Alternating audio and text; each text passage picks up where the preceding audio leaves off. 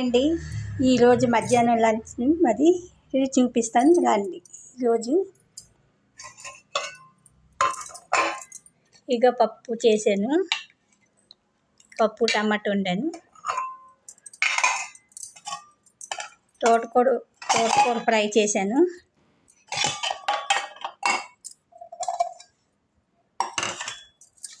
కాకరకాయ ఫ్రై చేశాను, ఇంకా కాకరకాయ ఇక గోల్స్ ఫింగర్స్ వేపాను.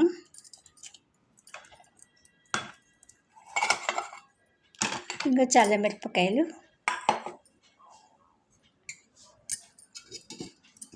ఇంకా వేడి వేడి అన్నం,